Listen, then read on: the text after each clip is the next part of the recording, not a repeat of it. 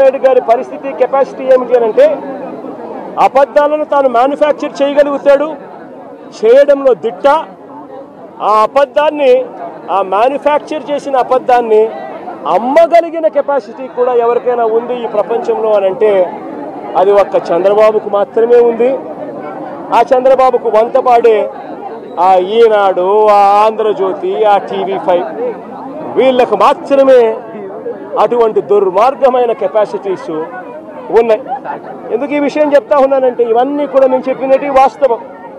ఒకవైపున ఈ వాస్తవం ఉంటే ఏలేరు ఆధునీకరణ గురించి చంద్రబాబు నాయుడు గారు మరో చక్కటి అబద్ధం ఆడాడు. అసలు ఏలేరు ఆధునీకరణ, మోడర్నైజేషన్ ఆఫ్ కెనాల్, ఇది మామూలుగా ఒక కెనాల్ను మోడర్నైజ్ చేయాలి అని అంటే ఎప్పుడైనా కూడా ఎప్పుడు అవకాశం ఉంటుంది, ఎప్పుడు వెసులుబాటు ఉంటుందనంటే ఆ కెనాల్లో నీళ్లు ఆపగలిగినప్పుడు, నీళ్లు పారినప్పుడు, లేకపోతే క్రాప్ నీళ్లు డ్యామ్లో నీళ్లు ఉన్నా కూడా చేయాలని అనుకుంటే క్రాప్ హాలిడే డిక్లేర్ చేస్తే తప్ప మోడర్నైజేషన్ కార్యక్రమాలు చేయలేము.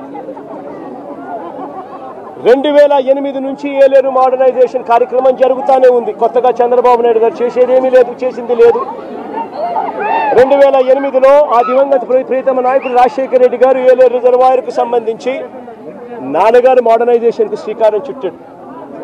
అప్పట్లో 138 కోట్ల రూపాయలు కేటాయిస్తూ ఆ దివంగత నేత ప్రీతమ నాయకుడు రాజశేఖర రెడ్డి గారు నాన్నగారు ఏలేరు కెనాల్కు సంబంధించిన మోడర్నైజేషన్ కార్యక్రమం చేపట్టాడు.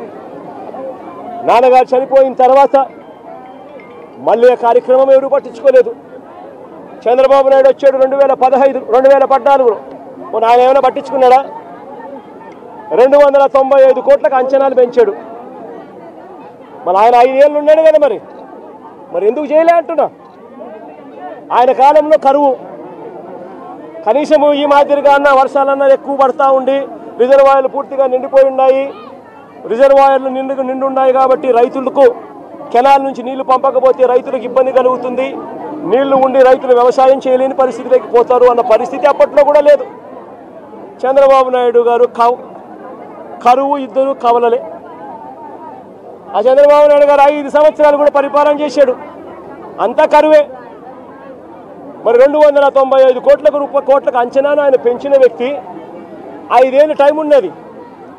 2015 ఏప్రిల్లో అంచనా వ్యయాన్ని 295 కోట్లకు కమిషన్ల కోసం పెంచాడు.